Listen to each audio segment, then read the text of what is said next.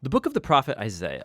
Isaiah lived in Jerusalem in the latter half of Israel's kingdom period, and he spoke on God's behalf to the leaders of Jerusalem and Judah. He spoke, first of all, a message of God's judgment. He warned Israel's corrupt leaders that their rebellion against their covenant with God would come at a cost, that God was going to use the great empires of Assyria and after them Babylon to judge Jerusalem if they persisted in idolatry and oppression of the poor. But that announcement was combined with a message of hope. Isaiah believed deeply that God would one day fulfill all of his covenant promises, that he would send a king from David's line to establish God's kingdom, remember 2 Samuel 7, that he would lead Israel in obedience to all of the laws of the covenant made at Mount Sinai, remember Exodus chapter 19. And all of this was so that God's blessing and salvation would flow outward to all of the nations, like God promised to Abraham in Genesis chapter 12. And it's this hope that compelled Isaiah to speak out against the corruption and idolatry of Israel in his day.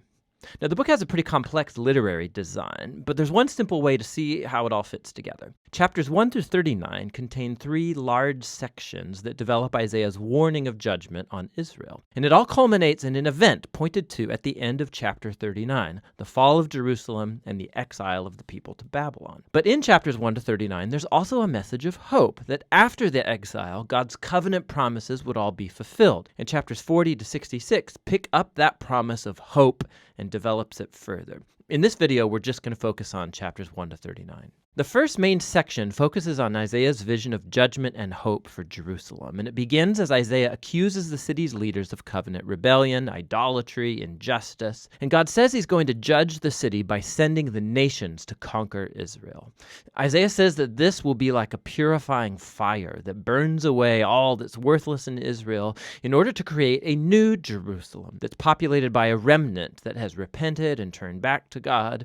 And Isaiah says that that's when God's kingdom will come and all nations will come to the temple in Jerusalem and learn of God's justice, bringing about an age of universal peace and harmony. Now, it's this basic storyline of the old Jerusalem purifying judgment into the new Jerusalem. This is going to get repeated over and over throughout the book, getting filled in with increasing detail.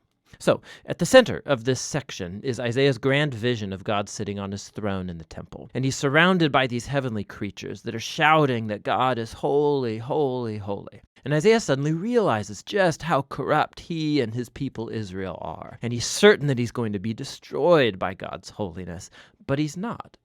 God's holiness, in the form of this burning coal, comes and burns him, but not to destroy.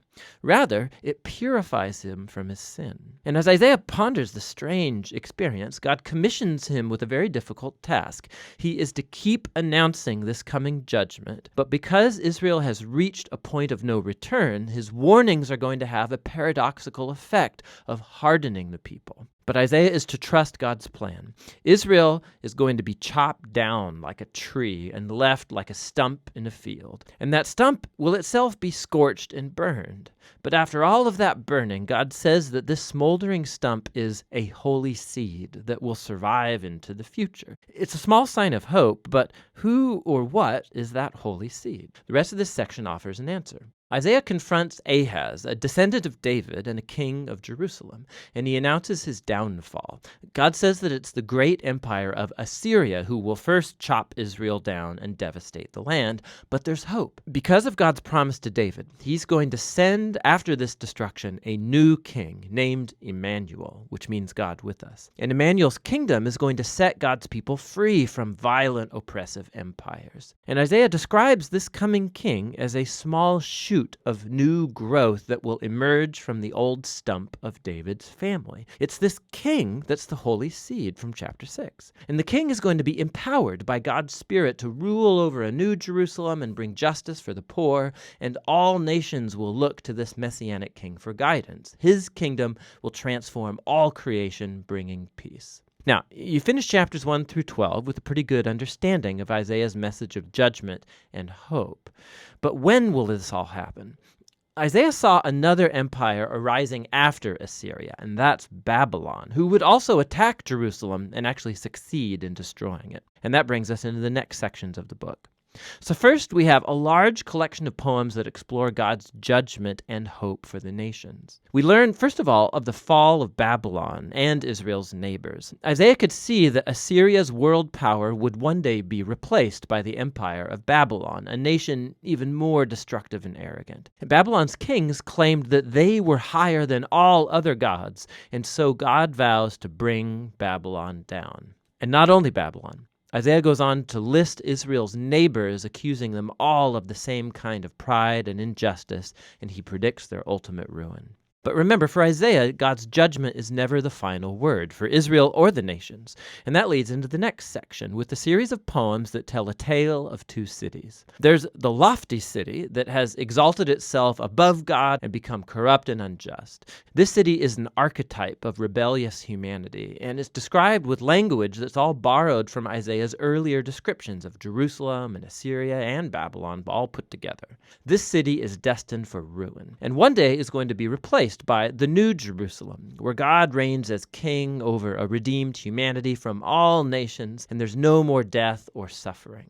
These chapters are the climax to this section, and it shows how Isaiah's message pointed far beyond his own day. It was a message for all who are waiting for God to bring his justice on violent, oppressive kingdoms and bring his kingdom of justice and peace and healing love.